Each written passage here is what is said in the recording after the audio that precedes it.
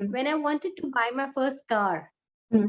I asked my mechanical engineering students, the class, that I'm not sure about what to buy. And then these boys were so happy telling me what is a good car and which is not a good car. See, these things I always feel that yes, and even now, if I have to buy a phone, there Mm. are times when I've asked my students which is a good phone to buy because you guys know the best. Well, like Bata, you guys also know which is the most expensive. So we have to keep that curve.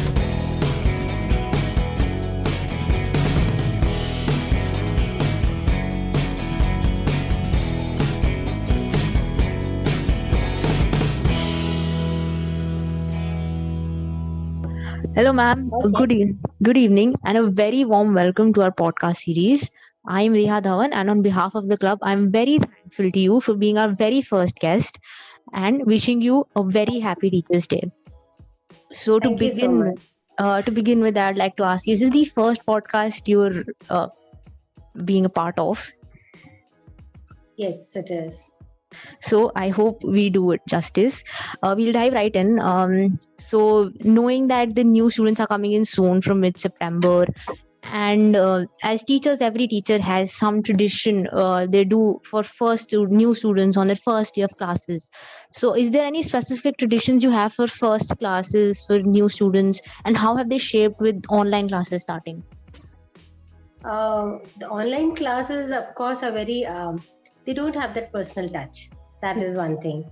Otherwise, for the normal offline class, my first week rather, I always ask the student to be very, when I call out their name, at least they need to raise their hand because I take time to relate the name and the faces.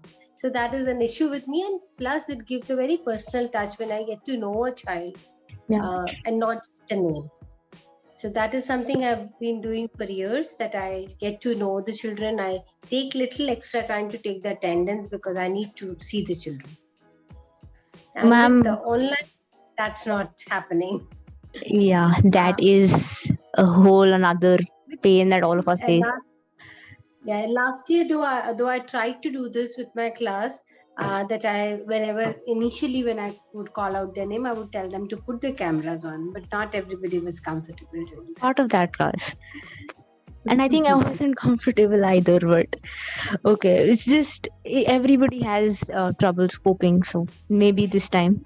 Second question I have for you is you've been in the teaching industry for so long. Do you remember the first ever class you took? Yes, I do. In fact, first ever class that I remember is not exactly the job I had joined, but I had gone for an interview. And then they suddenly told me that, okay, give us a demonstration lecture. And before that, I had never taught because I was doing my PhD and I was always into research. So I took some time, picked up the topic, and I prepared and gave a lecture, and that was for 11th standard. Okay, and after that, the class actually got up and gave me a standing ovation.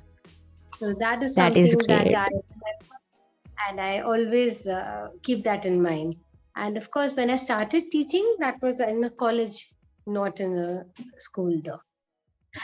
Ma'am, obviously you've had a lot of classes where people would have wanted to give you standing ovations, but I'm assuming there might have been some classes where there were some embarrassing moments where you felt that something has happened and I've messed up or something. If you're comfortable sharing that. Messed up, I don't know, but yes, again, it was the initial years of my teaching. I was pretty young at that time, not very confident, and I started teaching with, of course, engineering students only. And this was at BITS Pilani Dubai campus. uh, I think it was the first week of my teaching when somebody asked me a question and I wasn't sure about. You see, even I was a fresh PhD. It's Yeah. not very different from students. And when you're doing PhD, it's not necessary that you know everything about physics, right? Not that I still know, I don't know everything about physics. But PhD means you are doing your research only on one small topic. Hmm. So you might as well not be good in other things. I somehow had this intuition about things. So I did answer, but another thing that I never hesitated in telling students that I'm not sure, so I will get back to you. But yes, initially it used to be really unnerving when I wouldn't know the answer. Uh, you see, when you're not very mature, when you don't have too much of experience, you actually take it on your ego that you don't know. Yes. With age, that actually goes away. I realize that I can't know everything, and I do tell my students, okay, मुझे नहीं मालूम, तुम बता दो. Okay. Next question. I think this is very interesting for all of our viewers. Is in your time at SIT, is there any specific incident in the classroom that happened which changed you, or which was very memorable that you can't forget? I don't remember much about that. Actually, I've been here for 8 years. Uh,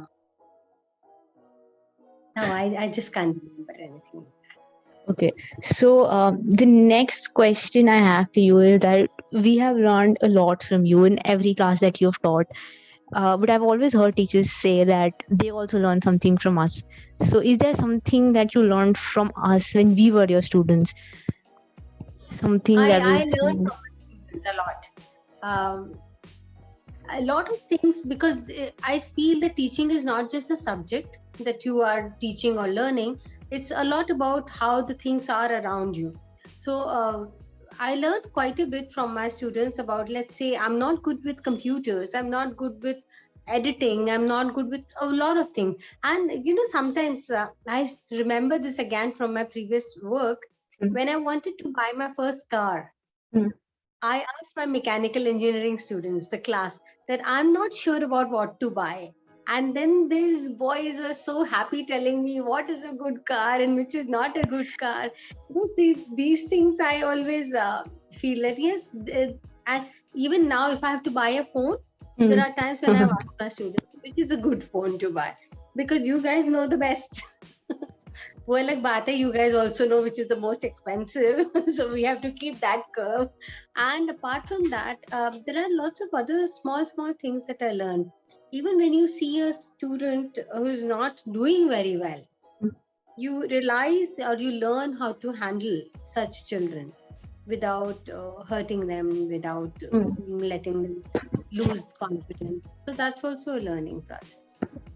Okay, so now that we're done with a little bit of serious questions, we're moving to a little bit of more fun segment. We have some very weird questions to ask you.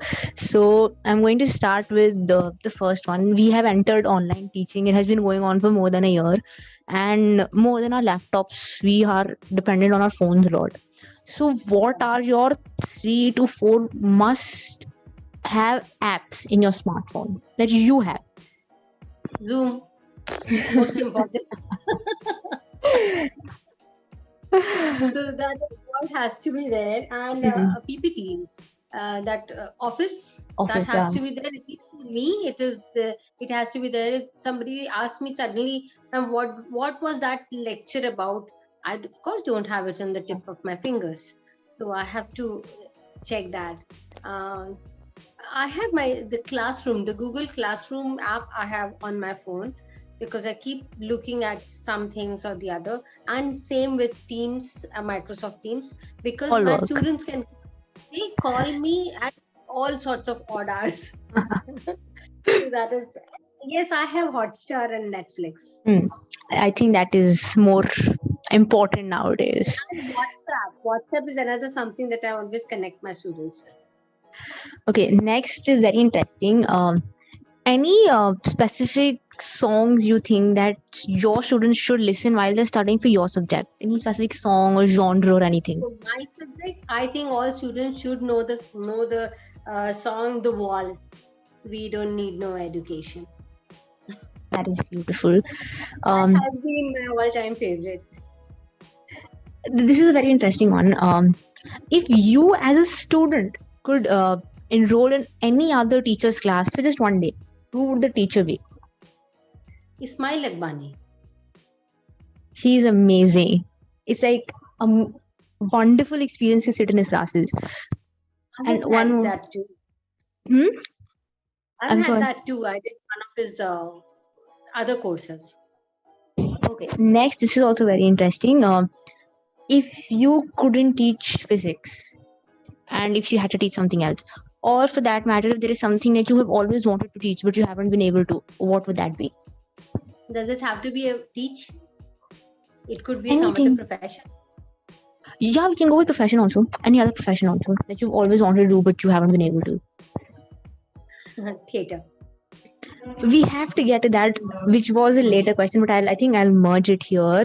And If we I at the have to teach club. something else, if I had to teach something else, and I have taught that subject before, and I love the subject that is material science.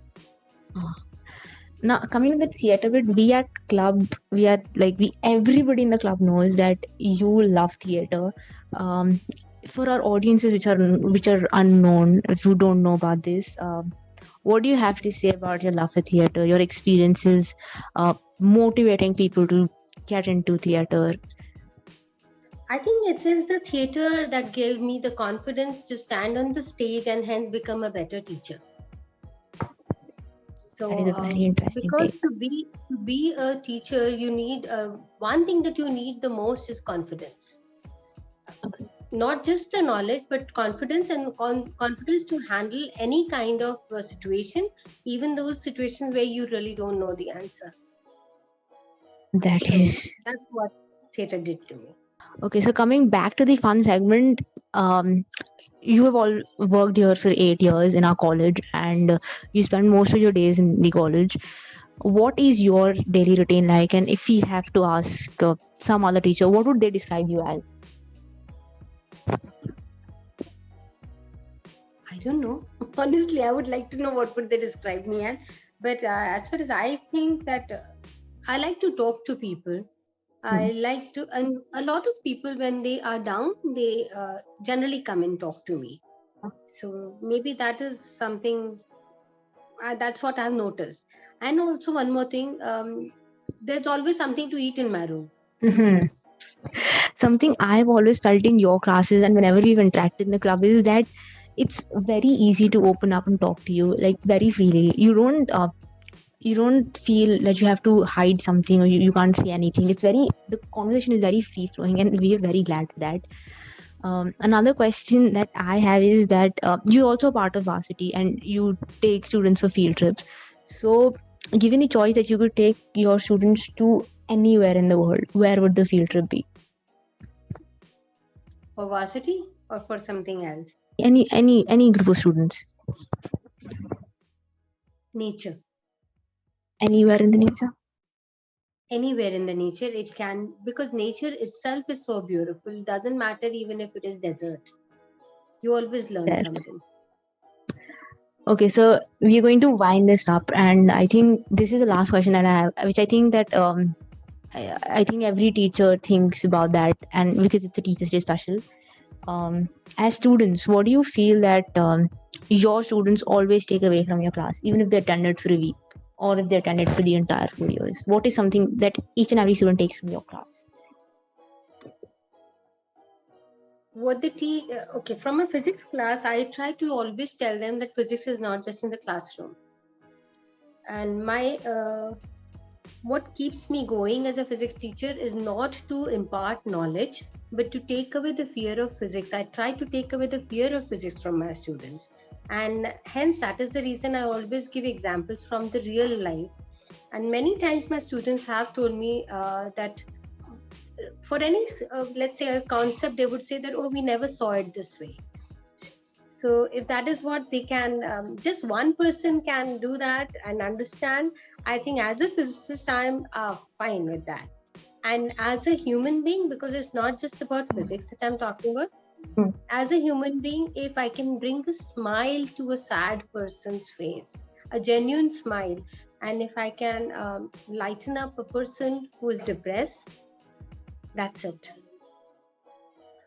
So, with that, my questions have ended. Ma'am, I have loved hosting this podcast with you. It is the first time I have hosted or been a part of one myself. And we have all at the club, we've enjoyed having you as our mentor. We have loved being in your classes. And we are so very thankful for you to be here, give us your time, and talk to us. It has been an amazing experience, and I hope you've enjoyed as well. Yeah, I've been really fortunate that I've got very, very good students throughout my teaching career. So We're I've been grateful. really, really fortunate about Thank you, that. ma'am. Thank you so much.